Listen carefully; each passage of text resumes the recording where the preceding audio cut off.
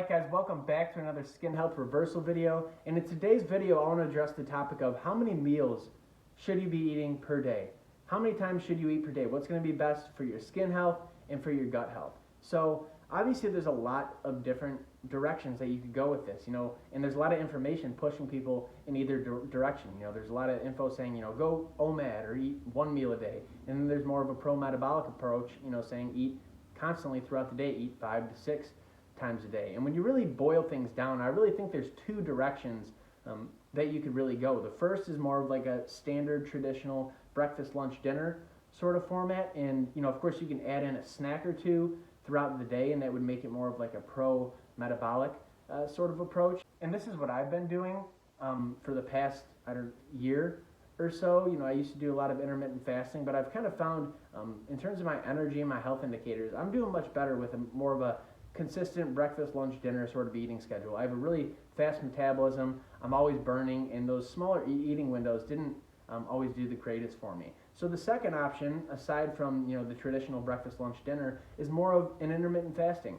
sort of option. So rather than standard breakfast, lunch, dinner, it's going to be more of typically 2 big meals, and then maybe throw a snack in there. And obviously the idea here is to eat within a smaller framework. So if you're intermittent, if you're familiar with intermittent fasting, 16-8 is a popular approach. That would mean you're eating your calories within an 8-hour time frame. So you start eating at 11 a.m. and then you stop eating at 7 p.m.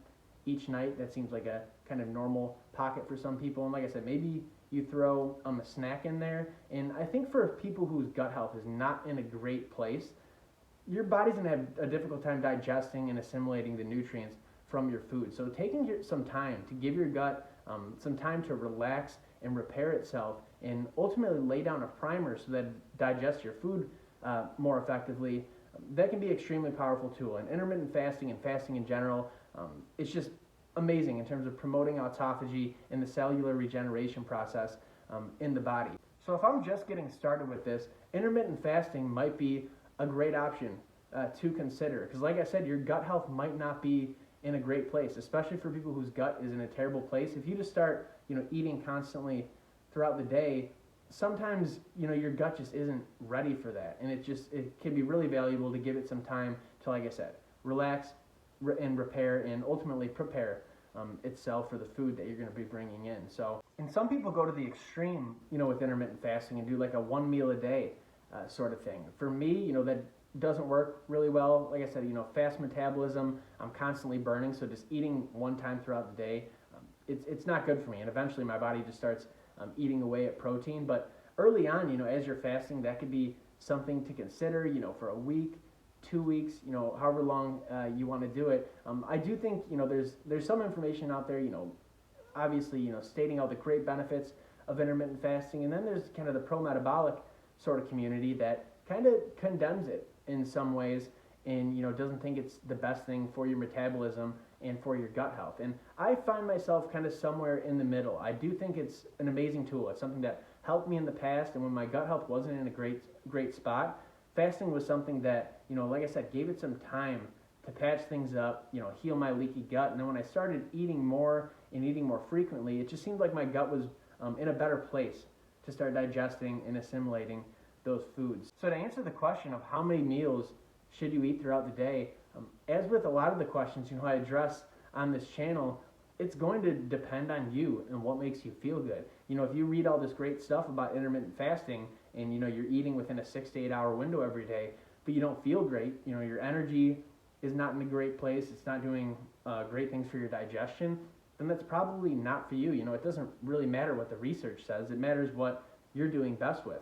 So if that's not working for you, try more of a traditional breakfast, lunch, dinner sort of approach. I really do think that in the long term, this pro-metabolic approach is where a lot of people are going to find their pocket. I think early on, like I said, fasting is a great tool, but it's not something that I do a ton of anymore. I very rarely fast. Sometimes I'll do a little bit of intermittent fasting, when I get home from vacation or a long weekend or something like that. But for the most part, I like to just constantly be fueling my body and be letting it burn these calories consistently and steadily throughout the day. just start slow with this. If you guys have been following me for a while, you probably know that my diet development system starts with a sort of reset phase that does include some fasting. You don't necessarily need to fast, but it is kind of a staple in the phase, just a great tool to use early on. So start slow. Maybe go with an intermittent fasting sort of regimen for a couple weeks,